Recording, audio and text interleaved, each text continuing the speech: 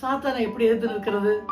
ஒண்ணு முழங்கால் படியிட்டு ஜெபிக்கணும், அடுத்தது ஆண்டவருடைய நாமம் மகிமைப்படும்படியாக சாட்சி சொல்லணும்.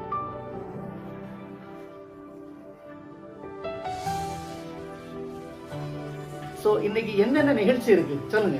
திருச்சி தஞ்சாவூர்ல இருந்து பிஷப் அவங்க வந்து வாழ்த்து செய்தி கொடுத்திருக்காங்க.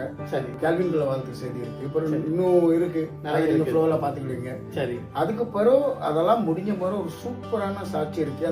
இந்த நாளில் வாரம் ஒரு சாட்சி யூடியூப் வலை ஒளி வருஷத்தின் துவக்கம் முதல் வருஷத்தின் நிறைவு வரைக்கும் கர்த்தருடைய கண்கள் உங்கள் மேல் நோக்கமாக இருக்கிற ஆண்டாக இருக்கவும், இந்த ஆண்டு முழுவதும் உங்கள் பாதைகள் எல்லாம் நெய்யாய் பொழியவும் ஆண்டவர் உங்களை ஆசீர்வதிப்பாராக.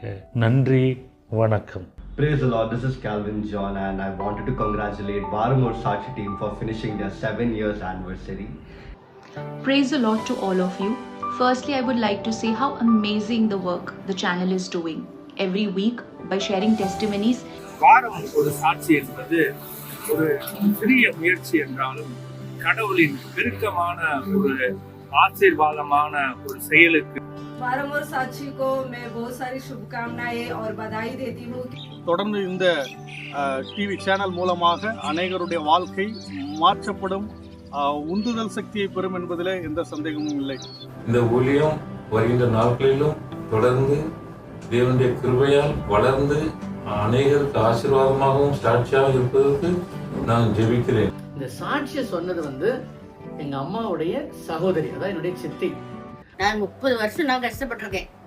எல்லாரும் வந்து அந்த ரூம்ல ஒருத்தன், இந்த ரூம்ல ஒருத்தன், இந்த ரூம்ல ஒருத்தன் தரவோட இழக்குறாங்க. இந்த கதவை திறந்தா அது பெட்ரூம். அந்த காலில இருந்து நம்ம பெட்ரூம்குள்ள கால் வைக்கல.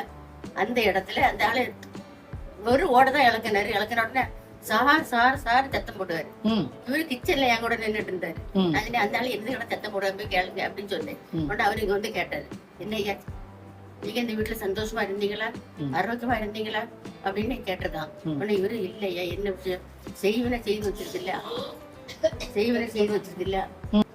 படுத்து உறங்கிட்டேன். ராத்திரி கரெக்டா 12 மணி இருந்தது. இப்படி 3 ஆட்டி திட்டுக்குன்னு முழிச்சேன். நடந்த சம்பவம் திட்டுக்குன்னு முழிச்சேன். ஆனா நல்ல முழிப்பு இல்லை. அந்த அரை முழிப்பிலே மகளே 30 ஆண்டு காலம் உன் உயிரை சாவுக்கு ஒப்பு கொடுக்காமல் காத்து கொண்டேனே, சாவுக்கு ஒப்பு கொடுக்காமல் காத்து கொண்டேனே, நான் முதலாவதாகவே அறிவித்திருந்தால் உன் உயிருக்கு ஆகும்.